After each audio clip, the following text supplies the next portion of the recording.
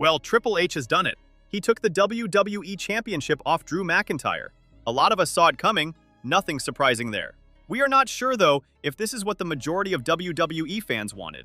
So why did Triple H do it? Why would he bury McIntyre like that?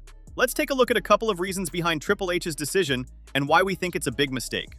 So, subscribe to the channel if you are not already, without wasting much time. Number 1.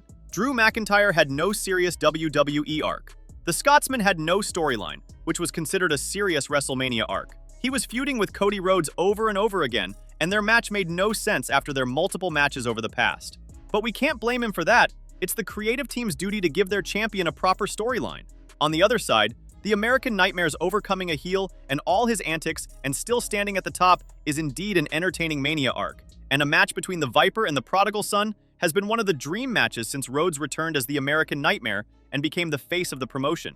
Unfortunately, a lot of die-hard fans will feel like they have already watched this match. If you recall correctly, Randy and Cody face each other at Night of Champions, with Cody Rhodes walking out victorious. What will make their match this time any different? Just because of the Mania stage? Or perhaps their storyline this time could be poetic and would be a much bigger draw than a match between Randy Orton and Drew McIntyre, who have already had an intense rivalry in 2020. Number 2. Drew McIntyre was involved in 2 rivalries. The Scotsman was involved in 2 major feuds on his way to the Showcase of the Immortals with Cody Rhodes and Jacob Fatu, which made WrestleMania 42 more tangled. With Randy Orton securing his undisputed WWE Championship contest, his situation looked more complicated.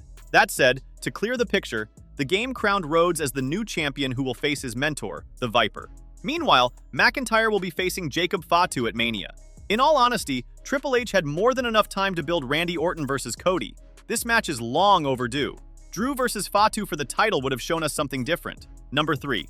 The Prodigal Son is a bigger star than the Scottish Warrior. While this point might be a bit controversial for some, Triple H sees Cody Rhodes as the face of the World Wrestling Entertainment and considers him the main guy. Also, the American Nightmare attracts many more younger fans than McIntyre, who focuses on entertaining an adult audience with his heel gimmick. To maximize profits, the Cerebral Assassin took the WWE title off the Scotsman for the same reason. Wrapping that up, here are a few reasons why Cody Rhodes winning the WWE Championship ahead of WrestleMania is a massive mistake.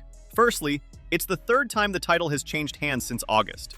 One reason why Cody Rhodes winning the WWE title again is that it marks the 3rd time the title has changed hands since SummerSlam. The American Nightmare won the title from John Cena in August.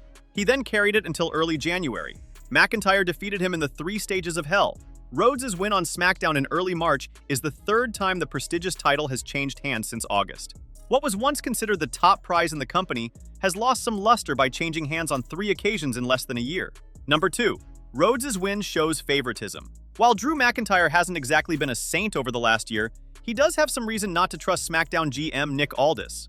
Despite the Scottish Warrior winning the WWE title in 3 stages of hell, Cody was still allowed to potentially earn a title shot in both the Royal Rumble and Elimination Chamber.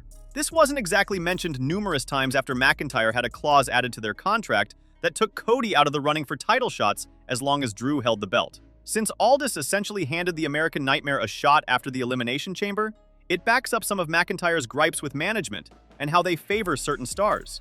Even Sami Zayn has started to realize this. Number 3. Drew McIntyre's title win feels pointless now. While it was nice to see McIntyre win the WWE title after years of great promos and work, losing it approximately 2 months later makes it feel like that win was pointless.